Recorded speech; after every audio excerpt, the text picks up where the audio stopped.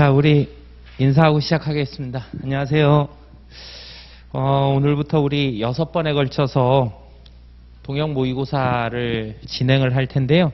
이 동형 모의고사는 내가 모르던 것을 새롭게 알게 되는 그런 거를 주안점으로 하는 게 아니라 내가 지금 현재까지 공부한 내용들을 가지고요. 실전이라고 생각을 하시고 시험장에서 시험을 보는 것처럼 문제 풀이를 어떻게 어떤 순서로 할 것이냐, 그리고 정해진 시간 내에 어떻게 풀고 연습을 할 것이냐에 주안점이 있는 과정입니다.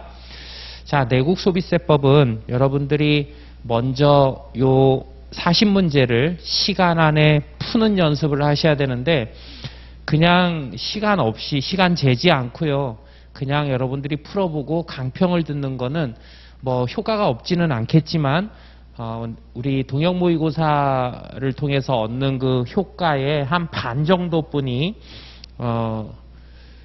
얻을 수 있는 부분이 반 정도로 줄어들게 됩니다. 그래서 어떻게 하시냐면, 일단 여러분들은 요 문제를 받으시면 시간을 정해서요, 최소한 25분을 넘지 않게 마킹까지 해서 가능하면 25분 안에 풀 수 있도록 시간을 재가지고 연습을 하시고요.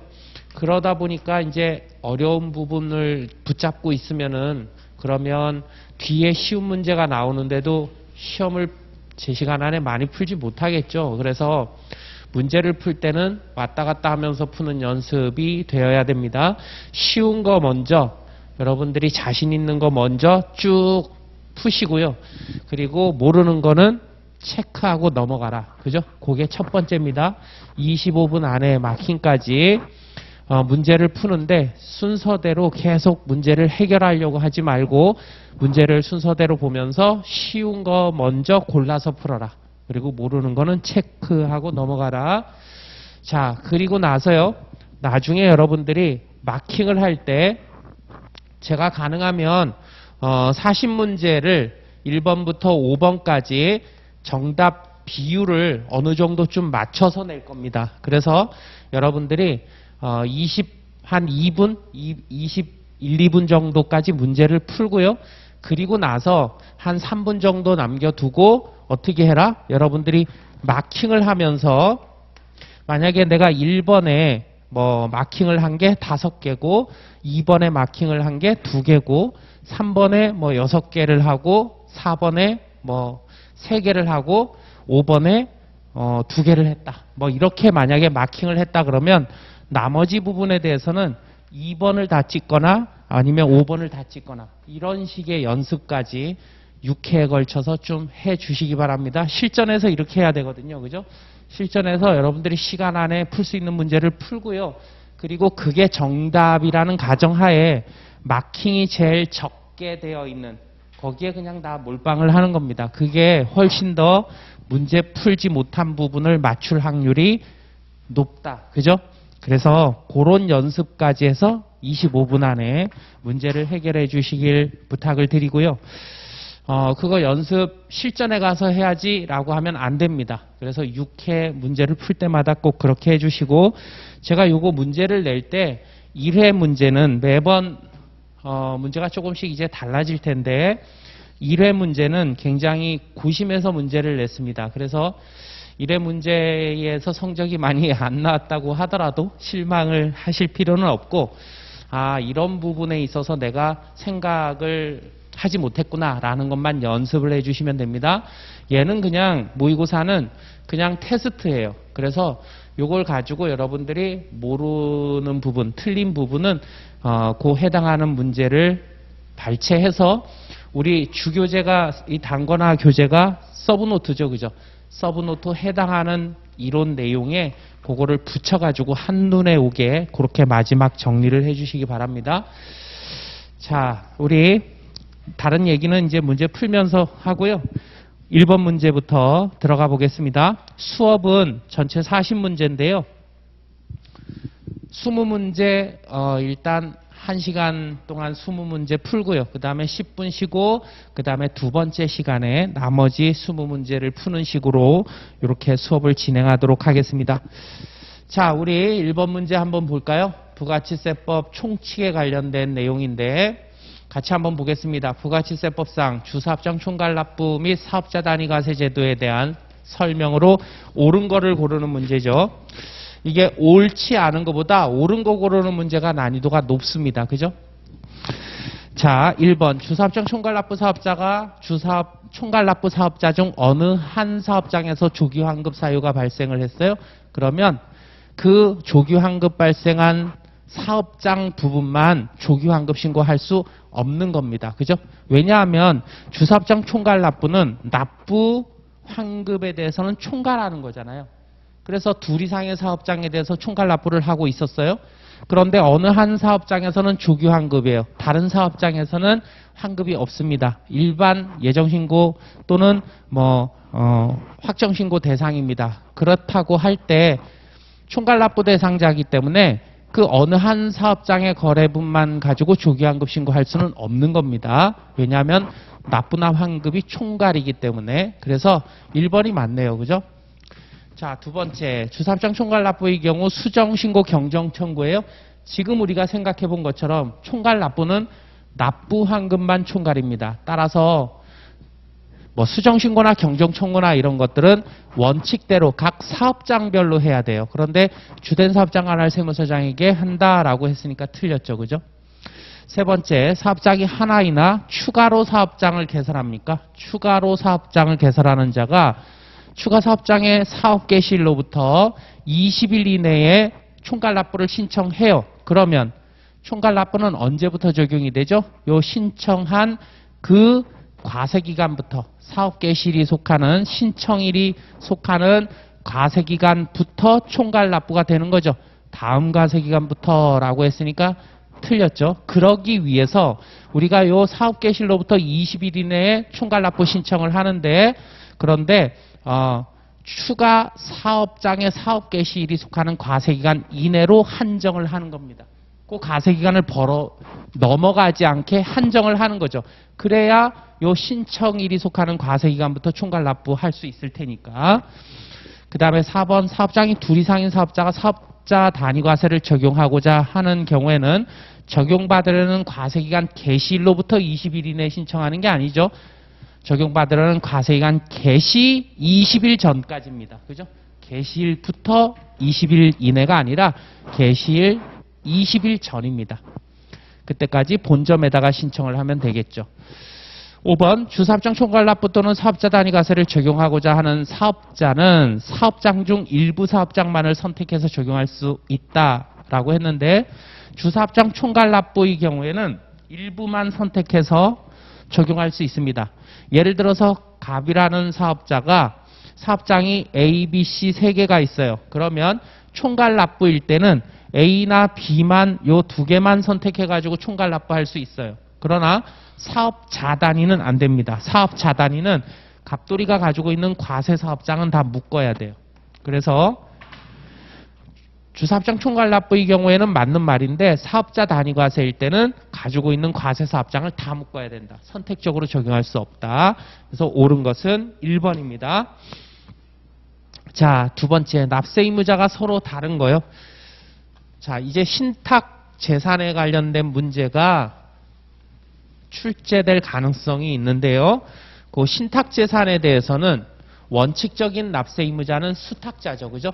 그런데 예외적으로 위탁자가 납세 의무자인 경우가 있습니다. 그 부분에 대한 문제인데 자, 우리 해설을 보겠습니다. 해설 2번. 신탁의 경우 납세 의무자인데 원칙적으로는 수탁자예요. 공통 수탁자일 경우에는 수탁자가 연대 납세 의무를 부담하죠.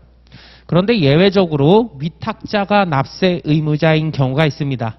자, 첫 번째 위탁자의 지위 이전을 신탁재산의 공급으로 보는 경우 이때는 위탁자가 위탁자한테 그 원래 기존 위탁자가 가지고 있던 그 신탁재산을 넘기는 거예요. 이런 경우에는 납세 의무자가 기존 위탁자가 되겠죠. 그죠?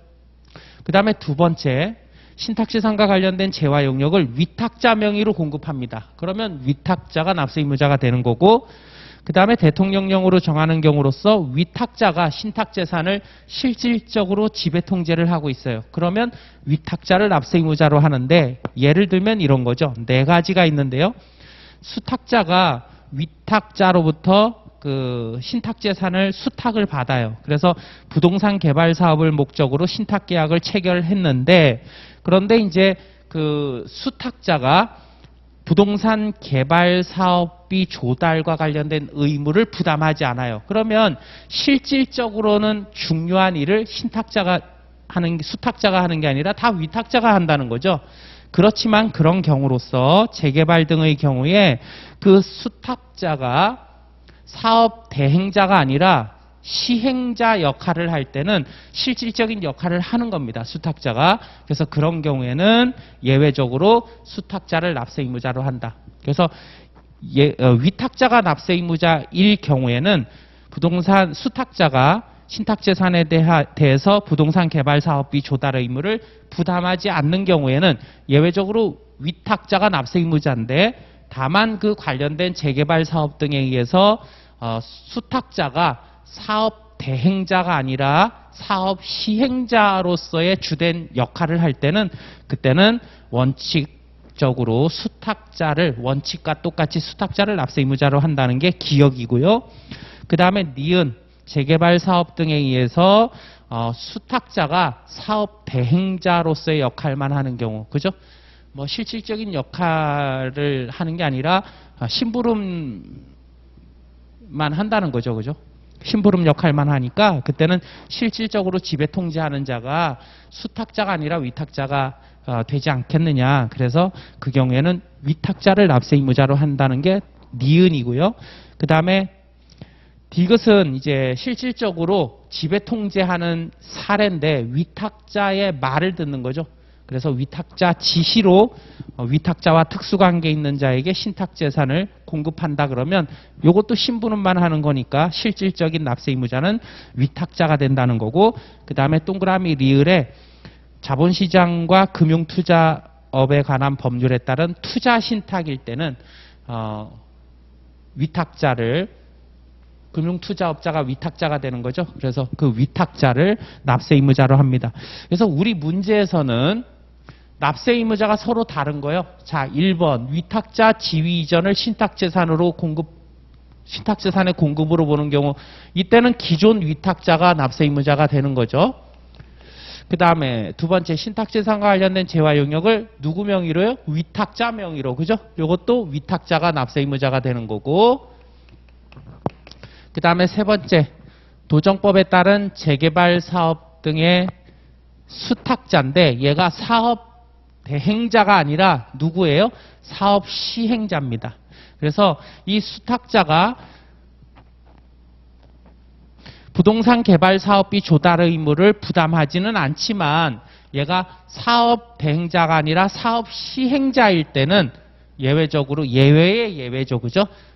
수탁자가 납세의무자가 됩니다. 위탁자가 아니라. 그래서 이 경우에는 예외의 예외다.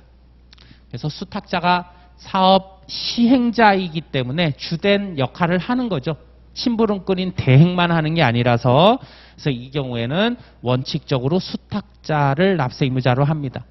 그 다음에 네 번째 도정법 등에 따른 재개발 사업에 있어서 심부름만 하네요. 사업 대행자인 경우 이때는 이제 위탁자가 실질적으로 지배 통제를 하겠죠. 그래서 위탁자가 납세의무자가 되고, 그 다음에 5번 이것도 심부름만 하네요. 그죠? 수탁자가 위탁자의 지시로 위탁자와 특수관계 있는 자한테 신탁재산을 공급하는 경우 이때도요.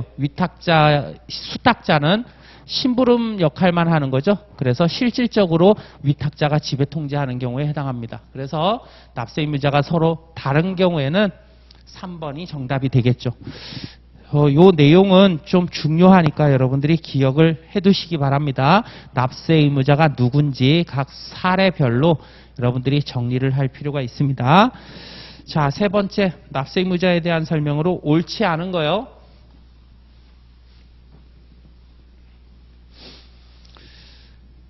1번 부가치세법상 사업자가 아닌 개인 또는 면세 사업자가 키워드가 나왔네요. 그죠? 우발적 일시적으로 공급하면 얘는 사업성이 없습니다. 그래서 납세 의무자에 해당하지 않죠.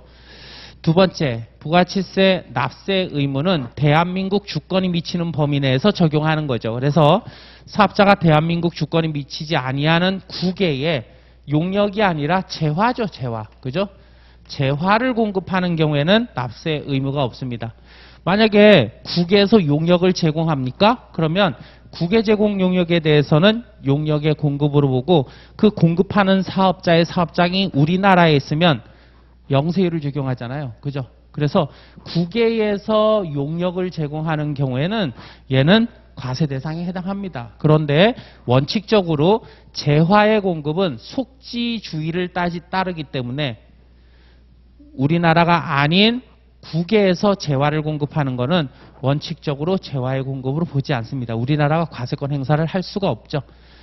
물론 국외에서 재화를 공급하는 경우로서 중개무역 방식 등의 수출 등에 해당하면 일정한 조건을 충족할 때 재화의 공급으로 보고 영세를 적용합니다. 그거는 이제 예외고요. 2번에서 얘기하는 거는 원칙적인 부분에 대한 내용이죠. 그죠? 그래서 용역이 아니라 재화인데 용역이라고 했으니까 2번이 틀렸습니다. 3번 새마을금고법에 따라 설립된 새마을금고가 사업상 독립적으로 부가치세 과세 대상이 되는 재화를 공급합니까? 그러면 얘는 과세 대상 재화를 공급하는 새마을금고는 얘는 납세 의무자에 해당합니다. 4번 과세의 대상이 되는 행위거래의 기속이 명의일 뿐이고 키워드가 사실상 기속되는 자죠. 그래서 사실상 기속되는 자가 따로 있으면 납세 의무자는 사실상 기속되는 자고요. 그 다음에 5번 키워드가 뭐죠? 일시적으로 판매하는 거죠. 얘도 사업성이 없기 때문에 납세 의무가 없습니다. 그래서 옳지 않은 것은 2번이네요.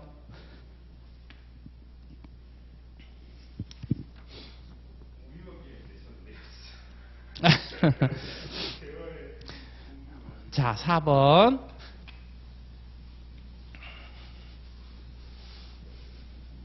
사업장에 관한 설명으로 옳지 않은 거예요. 자, 사업장을 설치하지 않고 사업자 등록도 하지 않았어요. 그럴 때 사업장은요, 요거 말장난 주의하셔야 되겠죠. 과세표준세액을 경정할 당시에 그 사업자의 주소 또는 거소지, 여기가 사업장이 됩니다. 경정할 당시, 그러니까 세무조사할 당시에 그 사업자의 주소 거소지가 사업장이다. 맞는 얘기죠. 그 다음에 신탁법에 의한 신탁으로서 수탁자가 납세 의무자가 되는 경우에는 신탁재산을 사업장으로 해서 그 신탁재산에 등기부상 또는 등록부상 등록지, 등기부상 소재지, 등록부상 등록지 또는 업무총괄장소 이런 데가 사업장이 되는 거죠. 그래서 해당 신탁재산을 납세지로 합니다. 자, 맞는 얘기고 세 번째 통신요금 통합 청구 방법으로 요금을 청구해요. 그럴 때는 업무총괄장소가 사업장이죠.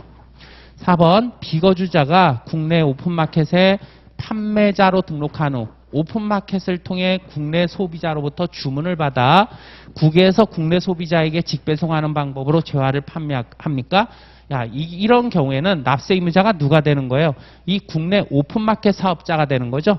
따라서 해당 오픈마켓은 비거주자의 사업장에 해당하지 않습니다. 왜냐하면 비거주자는 납세 의무자가 아니에요. 오픈마켓 사업장, 국내 오픈마켓 사업장이 납세 의무자가 되는 거죠. 그래서 비거주자가 우리나라의 사업자 등록 대상이 되는 사업자를 통해서 우리나라의 재화 용역을 공급할 때는 우리나라의 사업자 등록을 한 그 사업자가 납세 의무자가 되는 거죠. 그죠?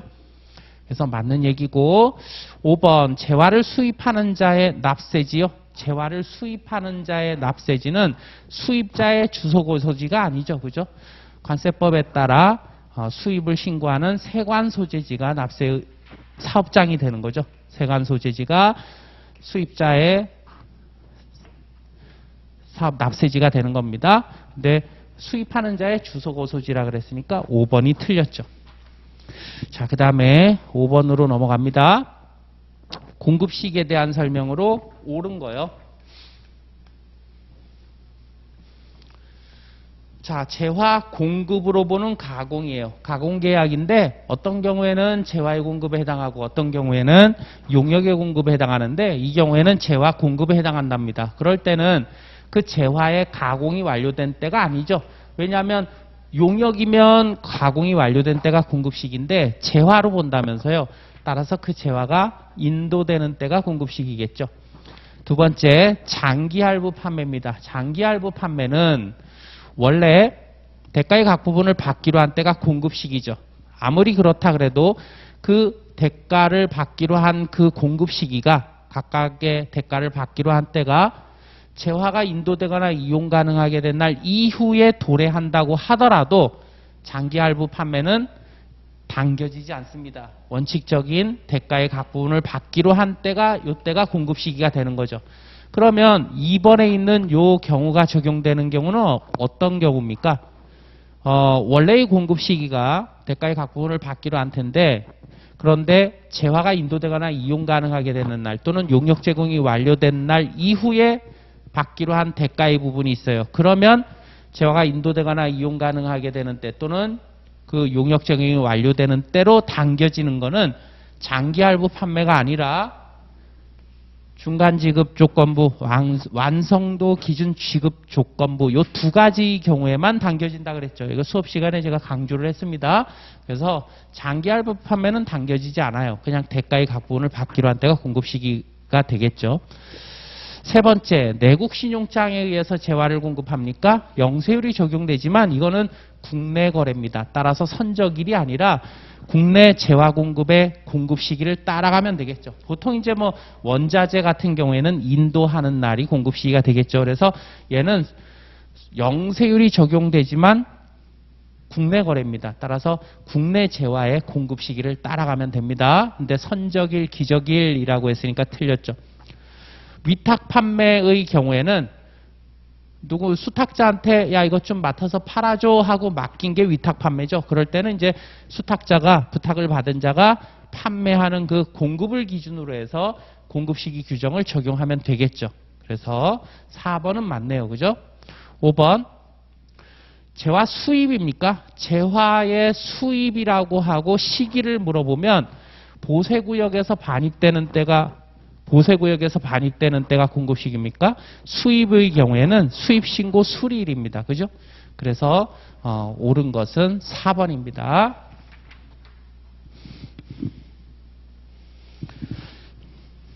수입이라고 하고 시기를 물어보면 수입신고 수리일이다. 이렇게 답하라 그랬죠? 자, 6번으로 넘어가겠습니다. 부가치세법상 재화 공급에 해당하지 않는 거예요. 재화 공급이 아닌 걸 고르랍니다. 자, 첫 번째, 사업장이 둘 이상인 사업자가 자기 생산 취득 재화를 주사업장 총괄납부 적용을 받는 과세 기간에 다른 사업장에 반출을 해요. 자, 판매 목적 타사업장 반출이죠. 그런데 판매 목적 타사업장 반출인데 주사업장 총괄납부나 사업자 단위 과세를 적용받습니다. 그러면 얘는 판매 목적 타사업장 반출로 보지 않죠. 그래서 자가 공급으로 보지 않아요. 다만 주사업장 총괄납부 적용을 받고 있는 기간에 판매 목적으로 타사업장 반출을 하는 거는 원칙적으로 재화의 공급으로 보지 않는데 반출을 하면서 세금계산서를 발행해요. 그러면 다시 어떻게 한다? 세금계산서 발행한 거를 얘를 반영을 해서 재화의 공급으로 본다 그랬죠. 그래서 얘는 세금계산서를 발행했기 때문에 얘는 재화의 공급에 해당합니다. 두 번째, 사업자가 자기 생산 취득 재화를 광고 선전 목적으로 불특정 다수에게 광고 선정용 재화를 광고용 물품을 무상으로 배포하면 얘는 사업상 능력은 아니죠. 그런데 유상으로 배포했으니까 얘는 재화의 공급이죠. 그죠? 팔았으니까 실질적인 공급입니다. 세 번째, 사업자가 자기 생산 취득 재화를 직접 사업과 직접 관계없이 자기의 개인적 목적으로 사용 소비하거나 그 사용인 또는 그 밖계자가 사용 소비하는 것으로서 대가를 받지 않거나 낮은 대가를 받아요. 이거 뭐에 대한 설명입니까? 개인적 공급에 대한 설명이죠. 개인적 공급은요, 얘는 간주 공급으로 의제가 됩니다. 그래서 재화의 공급에 해당하죠. 4번 사업자가 사용인의 생일을 축하하기 위해서 시가 20만 원 상당의 자기생산취득재화를 무상 공급합니까? 생일이나 뭐 회사 창립기념일이나 설날 추석의 경우에 사용인 한 명당 10만 원 범위 내에서 10만 원 이하까지는 얘는 개인적 공급으로 보지 않죠. 그 다음에 또 경조사와 관련해 가지고 사용인 한 명당 10만 원까지는 개인적 공급으로 보지 않습니다. 그러면 10만 원 초과하면요. 초과하는 금액에 대해서는 개인적 공급으로 보죠. 그래서 10만 원 초과했기 때문에 각 사유별로 경조사나 아니면 생일 등 그 밖의 사유, 그래서 각각 10만 원씩 무상 공급했을 자기 생산 취득재화를 무상 공급했을 때는 개인적 공급으로 보지 않지만 10만 원을 초과하면 초과하는 부분에 대해서는 공급으로 봅니다. 그래서 얘 재화의 공급에 해당하죠. 5번 사업자가 자기 생산 취득재화를 자기 적립 마일리지 등으로만 결제를 받아요. 자기 적립 마일리지로 결제받는 거 얘는 사업상 증여로 보지 않습니다. 그래서 재화의 공급으로 보지 않죠. 사업상 증여에서 제외되니까. 따라서 정답은 5번이네요. 그죠? 자, 7번. 재화 수입에 관한 설명으로 옳지 않은 거요. 재화 수입이라는 것은 외국 물품을 국내로 반입하는 게 재화의 수입이죠. 그래서 재화 수입은 외국 물품을 국내로 반입하는 건데 보세구역을 거치는 것은 보세구역으로 반입하는 게 아니라 보세구역에서 반입하는 거죠. 다른 얘기입니다. 그죠? 외국에서 외국 물품이 보세구역으로 들어오는 거는 얘는 아무것도 아닙니다. 그런데 우리 문제에서는 보세구역을 거치는 게 보세구역으로 반입된 게 수입이다 그랬으니까 얘가 틀렸네요. 그죠?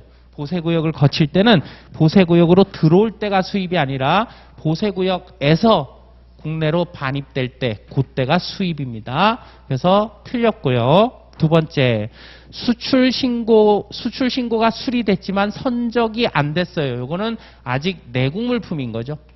그래서 내국 물품을 보세구역에서 보세구역이 아닌 국내로 반입하는 거니까 얘는 재화의 수입이 아니죠. 내국 물품이니까. 세 번째, 사업자가 보세구역 안에서 보세구역 바깥의 국내에 재화를 공급하는 경우가 재화의 수입에 해당할 때는 그 재화를 인도하는 때가 공급시기다. 얘 또 나왔네요. 재화의 수입이라고 하면서 시기를 물어보면 수입신고 수리일이라 그랬죠. 그죠? 그런데 재화의 인도일이다 그랬으니까 틀렸네요. 4번. 외국으로부터 국내에 도착한 물품으로서 수입신고가 되기 전에 거예요. 자, 수입신고 되기 전이니까 이거 외국 물품이네요. 그죠? 수입신고가 수리되면 내국 물품이고 수입신고 수리되기 전에 거는 아직 외국 물품인 거죠. 요거를 국내에 반입하는 거니까 수입이 맞네요. 5번 외국 선박에 의해서 공해에서 채취되거나 잡힌 수산물요. 외국 선박은 떠다니는 외국의 그 땅 자체입니다. 따라서 외국 선박에서 잡히는 그런 수산물 요거 외국 땅에서 만들어진 외국 물품이에요. 그죠? 그래서 외국 물품을 국내에 반입하는 거 재화의 수입인데 아니다 그랬으니까 틀렸네요. 그죠? 그래서 4번이 정답입니다. 자, 6번.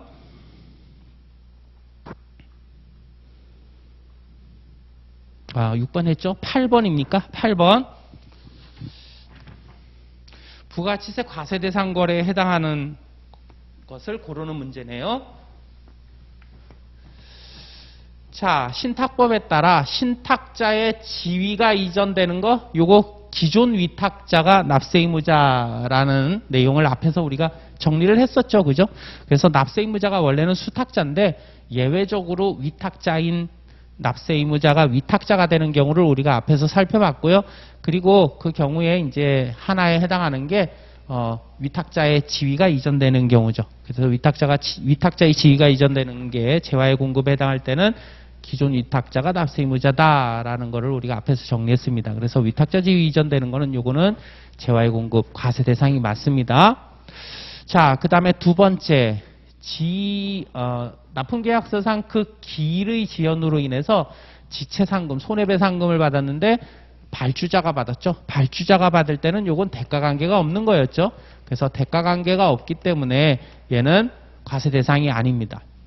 그 다음에 사업장별로 사업에 관한 모든 권리 의무를 포괄적으로 승계시켜요. 사업의 포괄 양도네요. 사업의 포괄 양도는 얘는 재화의 공급으로 보지 않습니다. 원칙적으로 사업의 포괄 양도면 재화의 공급으로 보지 않고 사업의 포괄 양도에 해당하지 않을 때는 재화의 공급으로 보니까 3번은 재화의 공급 과세 대상 거래가 아닙니다.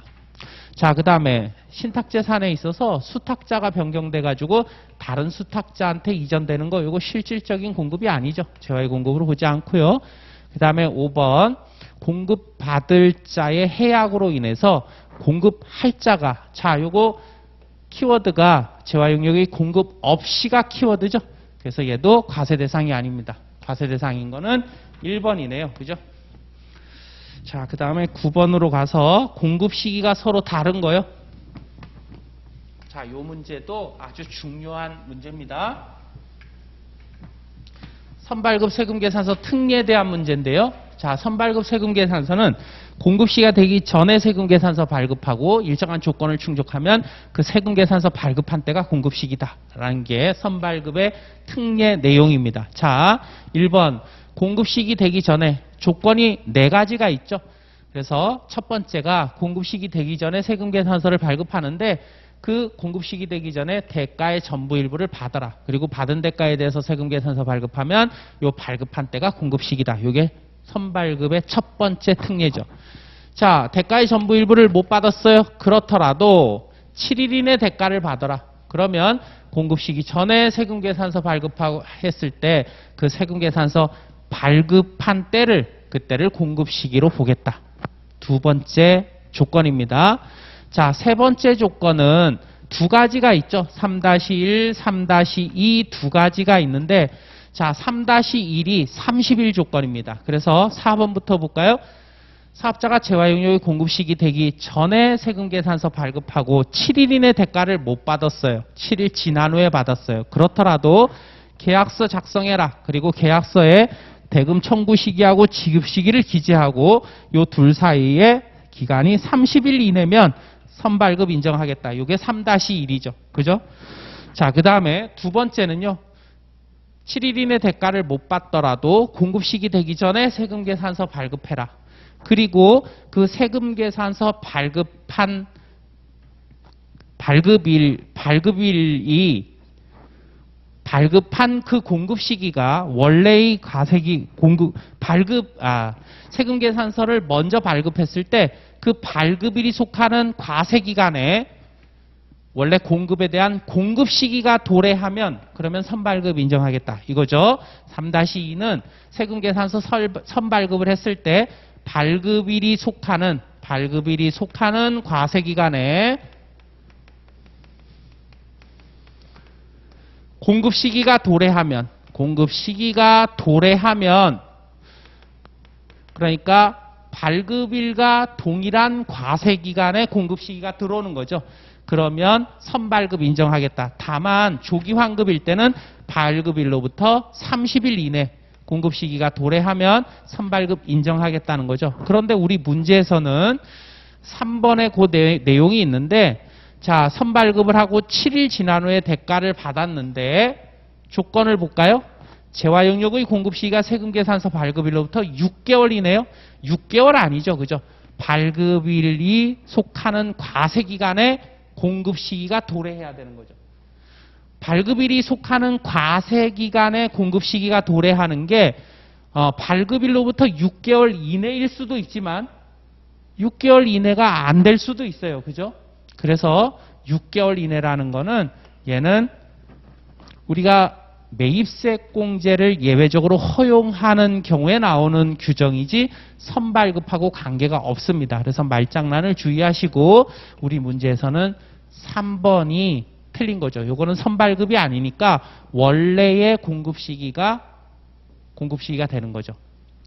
자, 그 다음에 네 번째는 뭐예요? 선발급 특례의 네 번째, 즉 세금계산서 발급한 때를 공급 시기로 하는 네 번째는요, 실물을 반영한 경우입니다. 그래서 장기 할부 판매일 때나 아니면 공급 단위를 구획할 수 없는 공급 단위를 구획할 수 없는 재화 용역을 계속적으로 공급했을 때 이때 선발급이 인정되죠. 그래서 5번 공급 시기 전에 세금 계산서 발급했는데 이게 뭐예요? 장기 할부 판매죠. 그래서 선발급이 인정이 됩니다.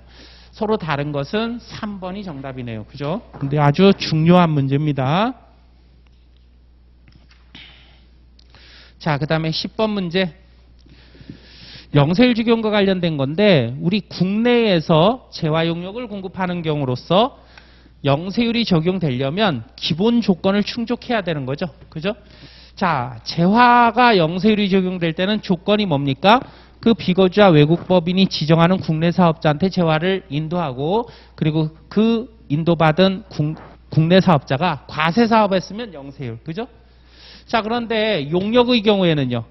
일단은 국내 사업장이 없는 비거주자 외국법인하고 직접 계약하고 외국한 은행을 통해서 원화로 수령한다는 기본 조건 하에 법에서 열거되어 있는 용역에 대해서만 영세율. 그죠? 자, 그 문제입니다. 그래서 부가치세법상 국내에서 기본 조건 충족했잖아요. 국내 사업장이 없는 비거주자 외국법인에게 용역을 공급하는 경우로서 대금을 외국한 은행에서 원화로 받았대요. 기본 조건 충족하고. 그리고 이제 영세율이 적용되는 용역이니까 법에 열거된 용역의 종류면 영세율. 법에 열거되어 있지 않은 그런 업종일 때는 일반적으로 10% 과세 이렇게 되는 거죠. 그래서 그 업종을 찾아내라는 문제입니다. 자, 임대업 안 되죠. 통신업 되죠. 도매업 없죠. 상품 중개업 있습니다. 그 다음에 보세구역 내 보관, 창고, 보세, 운송 용역 이런 것들 다 영세율이고요. 전자상거래 소매업 아닙니다. 그죠? 전자상거래 소매 중개업이죠. 전자상거래 소매 중개업입니다. 소매가 아니라 전자상거래 하도록 이렇게 장을 열어준 거죠. 서로 물건 사고 파는 거를 연결시키는 전자상거래 소매 중개업입니다. 그래서 영세율 적용되는 것은 니은, 디귿, 리을 2번인가요?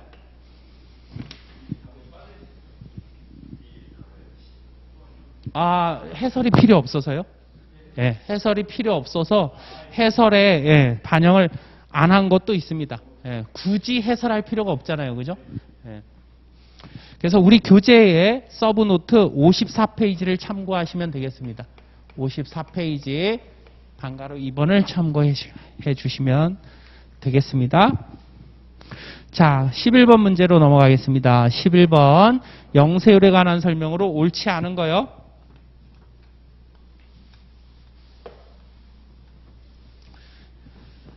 1번 영세율을 적용할 때 사업자가 비거주자 외국법인이면 이거 상호면세주의를 적용하는 거죠. 그죠? 상호면세주의에 대한 얘기입니다. 맞는 얘기네요. 상호면세주의에 대한 얘기다.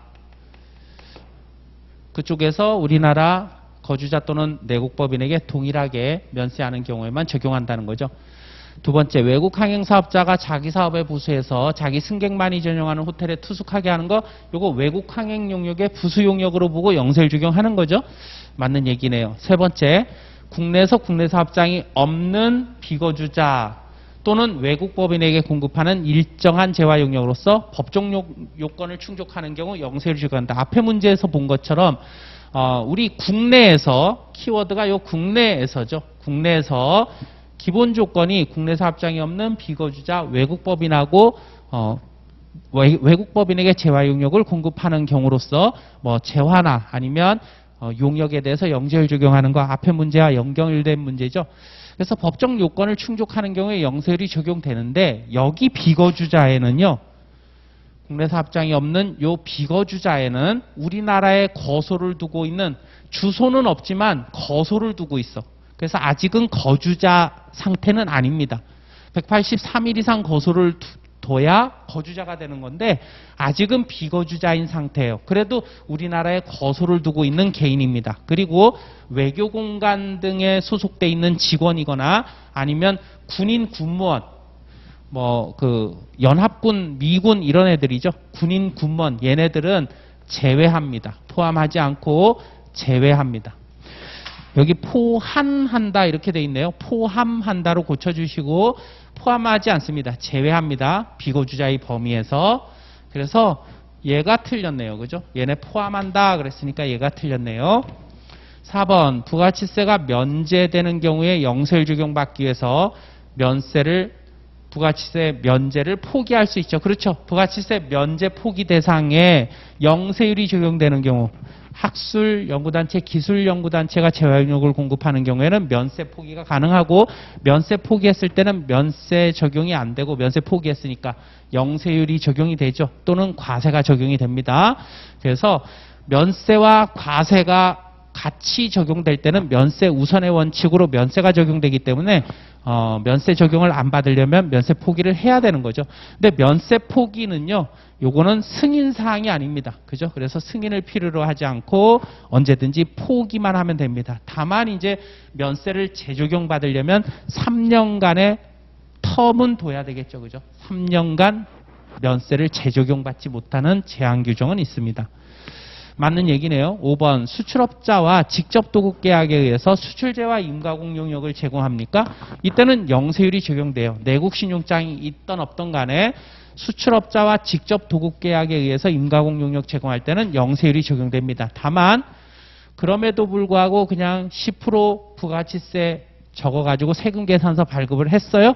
그러면 10%가 그냥 적용이 됩니다. 그래서 맞는 얘기죠.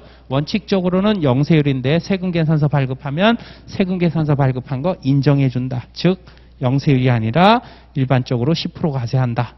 맞는 얘기입니다. 그래서 옳지 않은 거요. 3번이 정답이네요. 자, 그 다음에 12번 면세에 대한 설명으로 옳은 거요. 자, 여러분들 복습할 때 참고하시라고 페이지를 좀 적어드리겠습니다.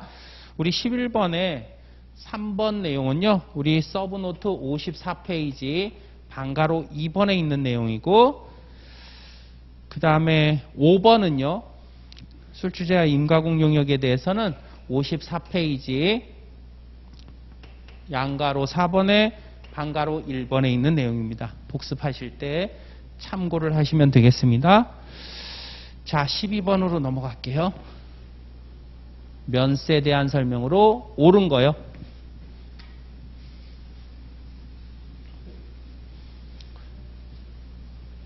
국가 등이 공급하는 재화용역이라고 하더라도 우리는 원칙적으로는 면세지만 과세, 예외적으로 과세하는 경우가 있습니다. 그 부분에 대한 문제가 1번 문제인데 국방부 국군조직법에 따른 국군이 군인, 군무원, 그 밖에 이들의 직계존비속 등 기획재정보령으로 정하는 사람에게 제공하는 소음, 숙기죠. 그죠?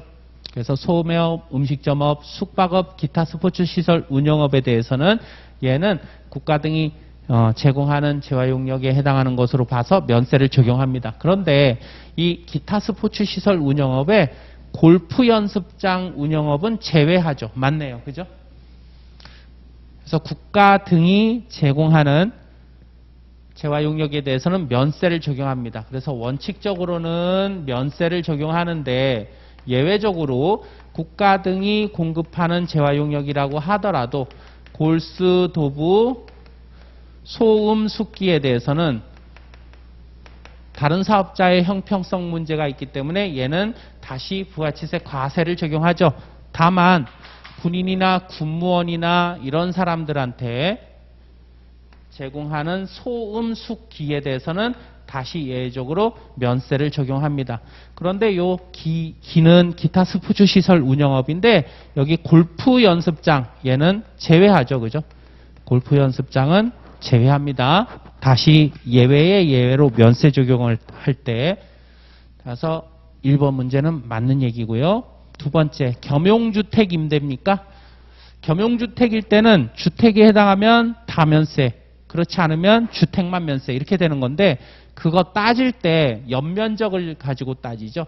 그런데 주택의 연면적이 사업용 건물의 연면적보다 크거나 같으면이 아니라 크면 전부 주택으로 보는 거죠. 그죠?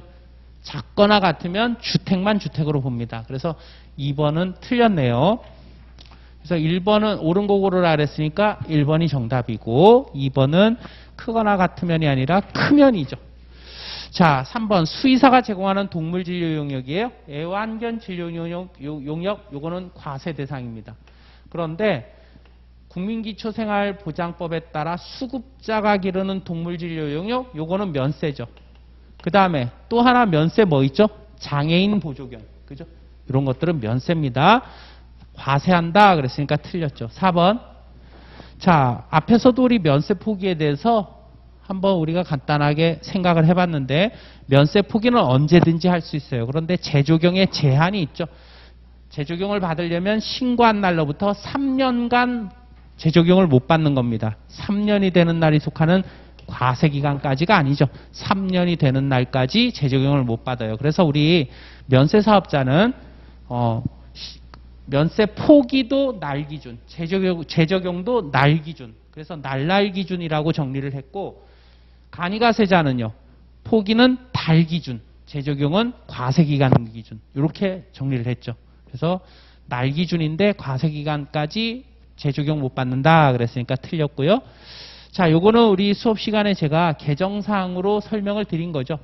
데친 채소류 등 얘네들을 단순 가공식품 이렇게 얘기를 하는데 세법이 개정돼서 포장 상태 불문하고 얘는 여러분들이 시험 볼 때까지는 다 면세다. 그죠?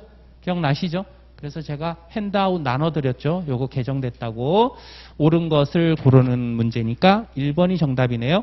자, 요것도 페이지가요. 요 1번 관련된 내용이 60페이지에 있습니다. 우리 교재 60페이지를 참고하시면 되겠습니다.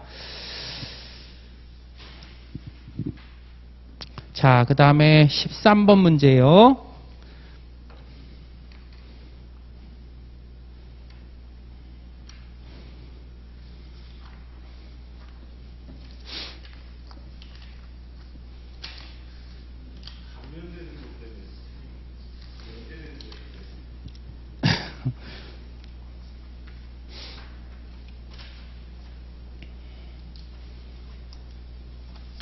네, 13번 문제 한번 보겠습니다. 수입제와에 대한 면세 규정인데요. 이것도 말장난이죠. 그죠? 그래서 우리 교재에는 67페이지에 있습니다. 67페이지에.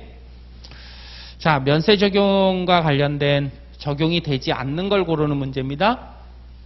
1번, 외국으로부터 국가 등에 기증되는 거, 요거 수입제와에 대한 면세가 적용되죠. 그 다음에 두 번째, 이사, 이민, 상속 등으로 해서 수입되는 것으로서 면제되거나 아니면 뭐 간이세율이 적용되는 거 면세 대상이 됩니다. 그 다음에 수출 후 다시 수입 또는 수입 후 다시 수출. 그 다음에 교육용, 문화용, 예술용 등으로 수입하는 거는 경감 비율이 적용되죠. 그래서 관세가 감면되는 것 중에 만약에 경감되는 경우에는 경감 비율만큼만 면세가 됩니다. 맞는 얘기고. 그 다음에 박람회요. 박람회 같은 부분은 얘는 관세가 면제될 때 무상으로 수입하는 것으로서 관세가 면제될 때 수입제와가 면세가 됩니다. 5번이 틀렸죠. 그죠? 얘도 종교단체, 자선, 구호단체에 기증되는 거는 얘는 관세가 감면될 때, 관세가 면제될 때 수입제에 대한 면세가 적용됩니다. 얘는 경감 비율이 적용되는 게 아니에요. 그죠? 그래서 5번이 정답이고요. 자, 우리 교재 잠깐 67페이지를 보겠습니다. 67페이지에 말장난을 대비해서 우리 교재에 7번부터 11번까지가 관세가 면제되는 재화에 대해서 수입 면세를 적용하는 부분인데 일단은 소액물품이죠. 그 다음에 박람회 관련된 거, 그리고 종교 자선 구호단체 등에 기증되는 거, 그리고 조약에 따라서 면제를 적용하는 거, 그 다음에 견본품 등에 대해서입니다. 그래서 소박하게 기증되는 조약에 따른 견본품, 이렇게 기억을 하세요. 소박하게 종교단체나 자선학술 구호단체 등에 기증되는, 소박하게 기증되는 조약에 따른 견본품, 이렇게 기억을 합니다. 소박하게 기증되는 조약에 따른 견본품. 얘네들은 면제가 될 때, 관세가 면제가 될 때 수입제에 대해서 면세가 적용된다. 그 다음에 수출 후 다시 수입, 수입 후 다시 수출, 그리고 학술과 관련된 거, 과학용, 교육용, 문화용으로 수입되는 거에는 경감 비율이 적용되는 거죠. 그래서 말장난에 주의를 해두시기 바랍니다.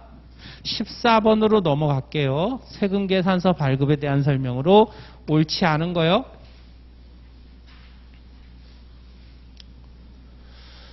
자, 직전 연도 사업장별 재화용역의 공급 가액이 2억 원. 여러분들이 시험 볼 때 기준으로는 2억 원이죠. 그런데 이 2억 원 기준은 직전 연도 사업장별 기준입니다. 그래서 면세 공급 가액도 포함하는 거죠. 직전 연도 사업장별로 따집니다.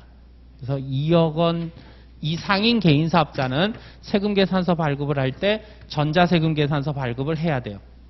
자, 이렇게 2억 기준으로 전자세금계산서 발급 의무 대상 여부를 따질 때 적용되는 기간은 사업장별로 재화용역의 공급가액 합계가 2억 원 이상인 해에 다음에 2기부터 다음에 1기까지 이렇게 적용이 되는 거죠.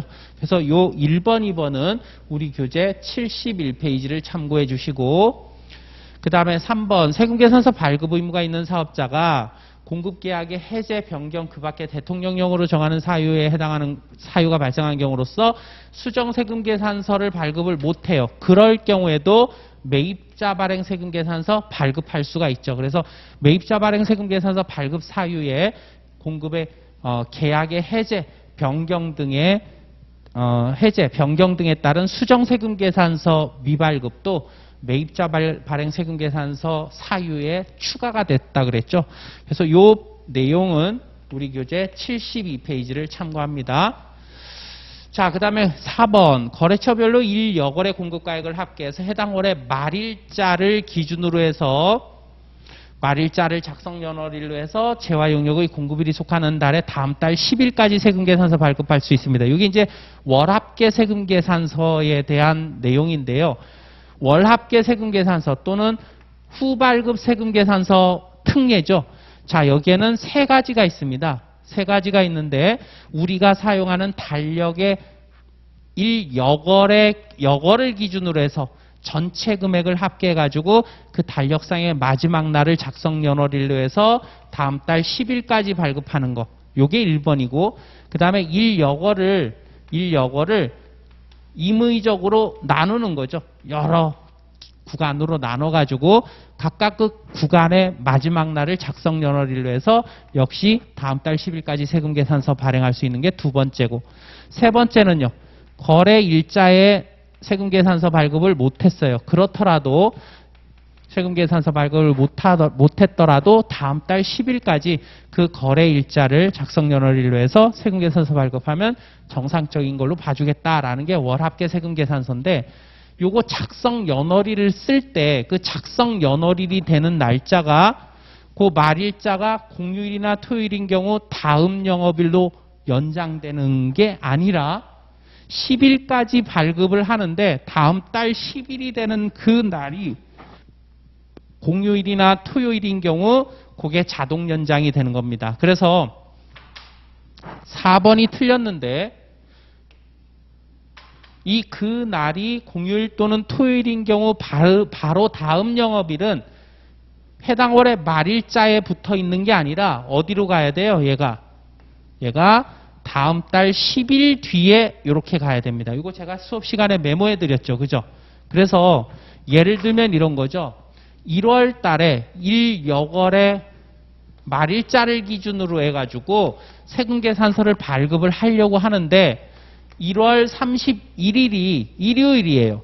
그렇다 그래서 2월 1일자를 작성연월일로 해가지고 3월 10일 또는 뭐 2월 10일까지 이렇게 발급하는 게 아니라 그랬죠. 토요일이든 일요일이든 작성연월일은 그 달의 말일자를 적는 겁니다. 그리고 이제 다음 달 10일까지 2월 10일까지 발급을 하려고 그러는데 2월 10일이 뭐 일요일이야. 그러면 10일이 아니라 자동 연장돼서 11일까지 이렇게 한다는 의미라 그랬죠. 그죠? 그래서 요거 중요합니다. 실무에서 굉장히 중요한 규정이에요.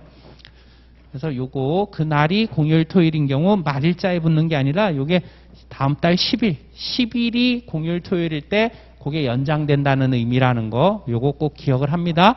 그래서 4번이 틀렸고요. 5번 세관장은 수입되는 재화에 대하여 부가치세를 징수할 때 납부유예가 있으면 납부유예를 포함하는 거죠. 수입된 재화에 대한 수입세금 계산서를 자 수입 부분에 대해서는 세관장이 수입하는 자한테 발급하는 겁니다. 그죠? 그래서 맞네요. 옳지 않은 것은 4번이 정답입니다. 그래서 얘는 75페이지를 참고해 주시고 제가 수업 시간에 아마 여러분들한테 메모를 해드렸을 거예요. 자, 15번으로 넘어가서 수정세금계산서 관련된 부분인데요. 자, 요 수정세금계산서 관련된 부분은 우리 교재 77페이지를 참고하면 되겠습니다.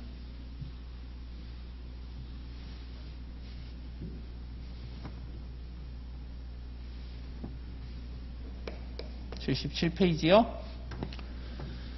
자, 수정세금계산서 발급에 대해서는 수정세금계산서 발급 사유인 것은 아닌 것은 자, 수정세금계산서 발급 사유가 뭔지를 여러분들이 일단 기억을 하시고 그 다음에 수정세금계산서를 작성하는 방법 특히 작성 연월일을 언제를 적느냐 요게 기본이라 그랬죠. 그래서 수정세금계산서에서는 계약의 해지 그 다음에 해제 그리고 환입의 경우에는 요 해지, 해제, 환입된 날을 작성연월일로 해서 추가되는 거는 검은색 글씨를 쓰고 차감되는 거는 붉은색이나 음의 표시를 해서 발급하면 된다 그랬죠. 자, 그래서 1번은 계약의 해지니까 그 증감사유가 해지로 인해서 공급가액이 추가 차감될 때 증감사유가 발생한 날 그러니까 계약의 해지일이죠. 그때를 작성연월일로 해가지고 발급한다 그랬으니까 1번은 맞습니다. 나머지는요. 나머지는 다 처음에 작성연월일을 적는 겁니다. 자, 그래서 2번을 보면요. 내국신용장이 발급이 된 경우입니다. 처음에 10% 세금계산서를 발행을 했는데 그런데 그 공급시가 속하는 과세기간 종료 후 25일 이내에 내국신용장이나 구매확인서가 개설이 되면 그러면 영세율 적용하잖아요. 그래서 10% 세금계산서 발급한 거를 이제 수정할 수가 있는데 그 수정을 할 때 요 세 가지가 아니면 최초의 세금계산서 작성연월일을 작성일로 적는 거죠. 근데 우리 문제에서는 내국신용장이 발급된 날을 작성연월일로 적어라 그랬으니까 틀렸습니다. 최초 세금계산서 작성일이죠. 최초 세금계산서 작성일을 그 작성일로 적고 그리고 비고란에 처음 세금계산서 작성일이 아니라 내국신용장 등의 발급일을 적는 거죠. 내국신용장 발급일을 적는 겁니다. 비고란에 발급일을 적어서 추가하는 건 검은색으로 그리고 없애는 건 빨간색이나 음의 표시를 해서 발급하면 되겠죠. 그래서 2번이 틀린 내용이에요. 그 다음에 필요적 기재사항에 착오로 필요적 기재사항 등이 잘못 발행됐을 때 하고 착오 외의 사유로 잘못 발행됐을 경우 수정세금계산서는 언제까지 수정해서 발급해야 되느냐 이 부분에 대한 내용이 3번, 3번에 대한 문제인데 착오일 때는 결정경정 그러니까 세무서에서 그걸 알아가지고 세무조사 나와서 결정경정 하기 전까지 그러니까 내가 세무서에 걸리기 전까지만 발행하면 되는 건데 착오가 아니에요. 실수가 아니고 착오 외의 사유입니다. 그때는 확정신고 기한 다음 날부터 1년 이내에 수정하면 되겠죠. 그래서 맞는 얘기고 또 착오로 세금계산서를 2번을 발행했어요. 그러면 하나 지우면 되겠죠. 역시 해지, 해제, 환입이 아니기 때문에 처음 세금계산서 작성일을 적으면 됩니다. 그리고 이제 하나 없애는 거니까 빨간색으로 없애거나 음의 표시해서 없애면 되겠죠. 자, 5번 환입이네요. 환입이니까 요 환입된 날을 작성 연월일로 해가지고 발급을 하면 되겠죠. 그죠? 환입이니까 반품입니까? 빨간색으로 없애면 되겠죠. 그죠? 그래서 옳지 않은 것은 2번이 정답입니다. 자, 16번 세금계산서 발급에 대한 설명으로 옳지 않은 거요.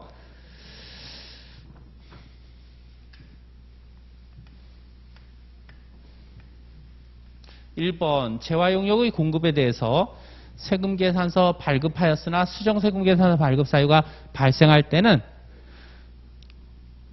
세금계산서 발급하였으나 수정세금계산서 발급 사유가 발생했을 때 공급받는 자나 공급자가 폐업을 했어요. 그러면 세금계산서 발급 못 하잖아요. 그죠?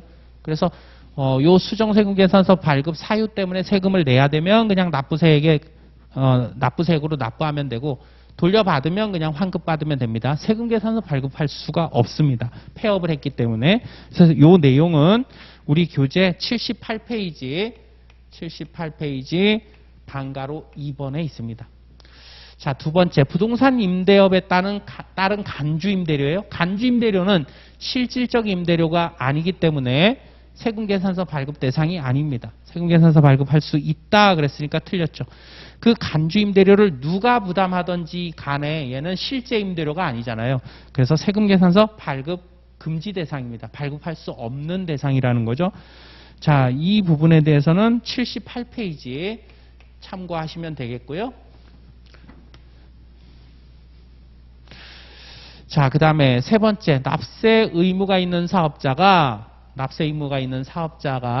시설 대업자, 리스 회사라 그랬죠. 시설 대업자로부터 시설 등을 빌리고 그 시설 등을 공급자 또는 세관장으로부터 직접 인도받아요. 그러면 공급자 세관장이 사업자한테 직접 인도하면서 얘네가 세금계산서를 발급할 수 있죠. 그죠?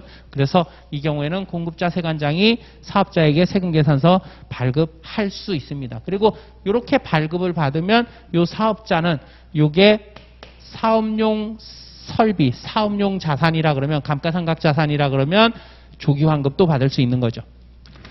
자, 그 다음에 4번 합병에 따라 소멸하는 법인이 합병계약서에 기재된 합병을 한 날로부터 등기일까지 기간에 대해서 재화용역을 공급하거나 받는 경우 합병 이후 존속하는 법인 또는 신설하는 법인이 세금계산서를 발급하거나 받을 수도 있습니다. 그래서 합병의 경우에는 자, 이런 경우죠. 요게 실제 합병을 했는데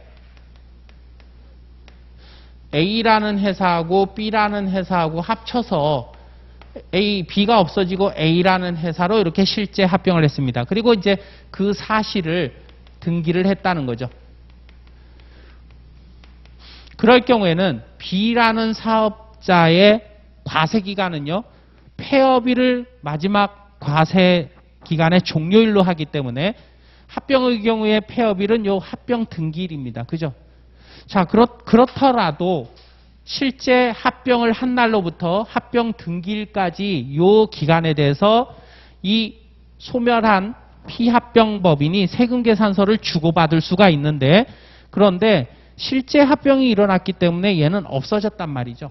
그래서 요 기간 동안은 합병으로 인해서 살아남은 A라는 회사 또는 뭐 A, B 해가지고 C라는 새로운 그 합병법인이 신설될 수도 있겠죠. 그래서 얘 없어진 부분에 대해서 세금계산서 주고받을 때는 얘 신설법인이나 아니면 존속하는 합병법인이 얘 대신 세금계산서 주고받을 수 있다. 이런 규정입니다.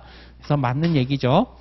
자, 5번 사업자가 신용카드 매출전표를 발급하면, 그렇죠. 신용카드 매출전표 발급한 부분에 대해서는 세금계산서 발급하면 안 되죠. 이중공제 우려가 있으니까. 자, 그런데 그 반대는 가능하다 그랬습니다. 세금계산서 발급한 부분에 대해서 그 대금을 카드로 결제할 수 있는 거죠. 그죠? 그래서 이것도 여러분들이 말 바꿔서 장난하는 거 주의하라 그랬습니다.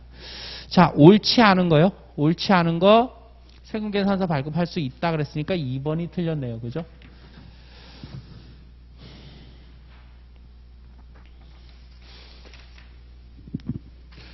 자, 그 다음에 17번 문제.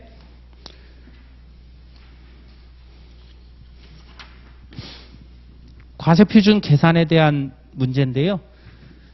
23년 1기 과세표준을 한번 구해보라는 계산 문제입니다. 자, 한번 볼까요? 외상으로 판매했어요. 여기 그 단서를 보니까 장기할부 판매의 경우에는 인도일에 계약금을 수령하고 매년 일정한 날에 3년 동안 나눠받기로 했나 봐요.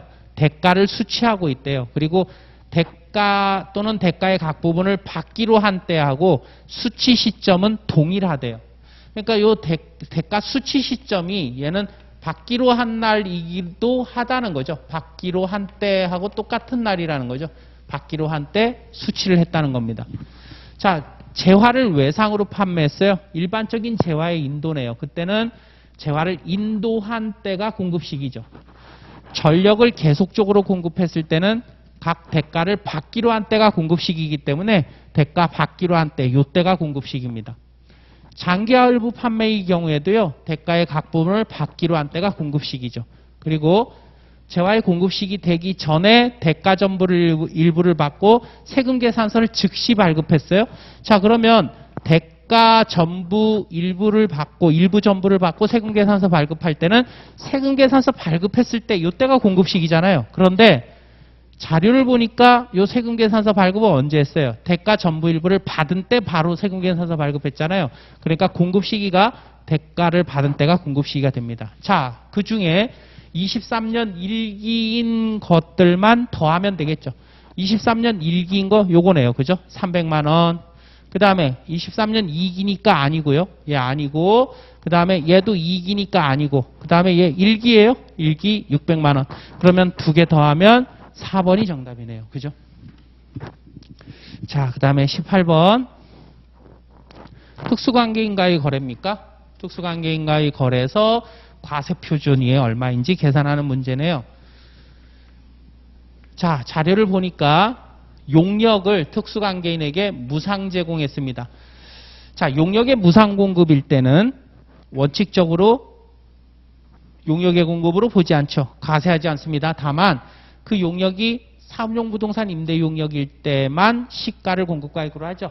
그런데 얘는 컨설팅 용역이에요. 그래서 얘는 과세 대상이 아닙니다. 그 다음에 상표권 A를 대여했어요. 용역의 대여인데 용역의 저가 공급입니다. 특수관계인에게 용역을 저가로 공급했을 때는 시가만큼을 공급과액으로 하죠. 세 번째, 사업에 사용하던 비영업용 소형 승용차를 무상으로 매각했어요. 자, 우리가 간주공급 규정하고 부당행위 계산 부인 규정 적용 중에 어떤 걸 적용할지를 판단할 때 특수관계인에게 재화를 무상으로 공급했을 때는 간주공급 규정이 아니라 뭐를 적용해야 된다? 부당행위 계산 부인 규정을 적용해야 된다. 부당행위 계산 부인 규정을 적용해라.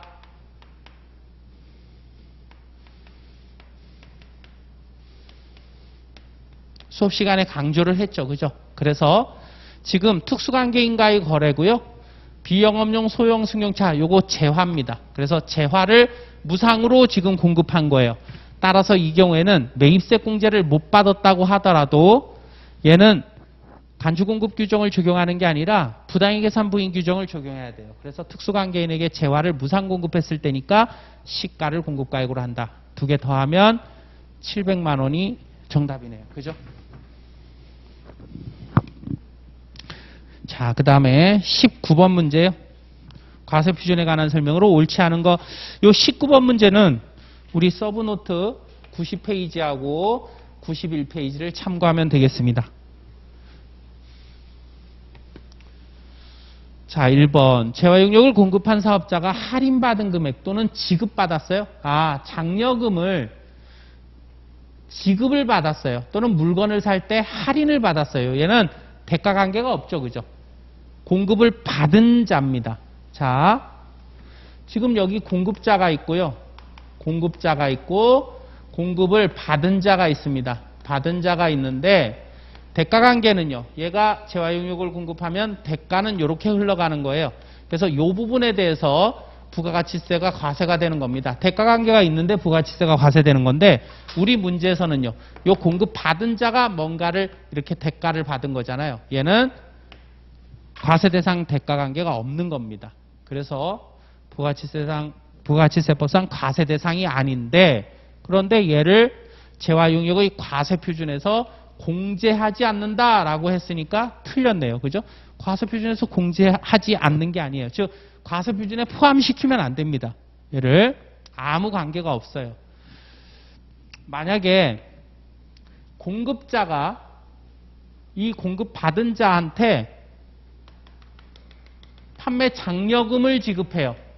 그러면 이 판매 장려금은 공급자의 과세 표준에서 제외하면 안 되겠죠. 그죠? 근데 우리 문제에서는 공급받은 자가 장려금을 받은 거예요. 그 장려금 받은 거는 과세 대상이 아닙니다. 그래서 과세 표준에서 공제하는 대상이 아닙니다. 과세 대상이 아예 아닙니다. 자, 두 번째. 만약에 과세 표준에 포함하지 않는다라고 하면 맞겠죠. 그죠? 근데 공제하지 않는다 그랬으니까 틀렸어요. 두 번째, 공급에 대한 대가의 지급이 지체되었음을 이유로 받는 연체이자, 연체자가 들어가면 공급가액에 포함하지 않습니다. 맞는 얘기고, 기부채납일 경우에는 법률에 의해서 계산된 기부채납 가액을 공급가액으로 하는데 여기에는 부가치세 포함하면 안 되죠. 맞는 얘기고요. 자기적립 마일리지 등 외의 마일리지 등으로 대금 전부 일부를 결제받았어요. 그 경우에는 이 마일리지 금액을 합해줘야 되겠죠. 과세 표준에. 그래서 결제 금액을 보전받지 아니하고 간주 공급 대상 자기 생산 취득재화를 공급했어요. 그러면 그 시가만큼을 포함시켜 줘야 됩니다. 만약에 보전을 받았다면요. 보전 받았거나 받을 금액을 포함시키면 되겠죠. 5번, 대가의 일부로 받았어요. 그러면 명칭여하가 뭐든 간에 다 과세 표준에 포함시켜야 됩니다. 따라서 옳지 않은 것은 1번이네요. 그죠? 자, 20번. 대손세액공제에 관련된 부분인데 요거는 우리 교재 96페이지를 참고하면 되겠습니다. 96페이지요.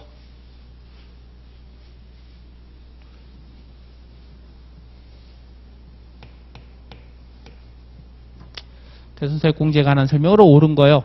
대손금은요, 부가치세를 포함한 공급 대가 기준이기 때문에 여기서 대손세액을 발라내려면 부가치세 대손금액은 110의 금액이 들어있는 겁니다. 여기서 10을 계산할 거니까 110분의 10을 곱해야 되겠죠. 10%를 곱하는 게 아니라. 자, 두 번째, 대손세액 공제 범위는 재화용역을 공급한 후 공급일부터, 자, 이거 말장난 주의하라 그랬죠. 10년이 지난 날이 속하는 과세기간에 대한 확정신고 기한까지죠. 확정신고 기한까지입니다. 네, 우리 문제에서는 과세기간까지라고 했으니까 틀렸네요. 세 번째, 채무자 회생 및 파산에 관한 법률에 따라서 회생계획인가 결정을 받아서 채무를 출자 전환할 때 대손되어 회수할 수 없는 금액 계산은 출자 전환된 매출채권의 장부가액하고 출자 전환으로 취득한 주식 등의 액면가가 아니라 시가와의 차액으로 하는 거죠. 네 번째, 재화용역을 공급받은 사업자가 대손세액의 전부 또는 일부를 매입세액으로 공제받은 경우로서 공급자의 대손이 공급을 받은 사업자가 폐업하기 전에 확정되어 공급자 대손이 확정됐습니다. 그 경우에는 대손세액 공제를 받을 수 있을 텐데 대손세액 공제는 대손이 확정된 날이 속하는 과세기간에 예정은 안 되죠. 확정신고 때만 가능하죠. 이때 매출세액에 가산하는 게 아니라 뺄 수 있는 거죠. 그죠? 매출세액에서 뺄 수 있습니다. 5번, 대손세액 공제는 대손 사유별로 대손이 확정된 날이 속하는 과세기간에 대한 확정신고 때 적용을 하는 거죠. 그래서 예정신고 때는 적용 안 되고요. 그리고 간이가세자는요, 대손세액 공제 적용 안 됩니다. 그래서 간이가세자에 대해서는 대손세액 공제 적용도 안 되고요. 또 의제매입세액 공제도 적용이 안 됩니다. 의제매입세액 공제도 적용이 안 되고, 그리고 세금계산서 발급에 따른 세액공제 있죠? 건당 200원 해주는 거, 발급에 따른 세액공제도 적용이 안 됩니다. 그래서 이거 맞는 얘기네요. 자, 옳은 거 고르라 그랬습니까? 옳은 거니까 5번이 정답이네요. 그죠? 자, 우리 10분만 쉬겠습니다.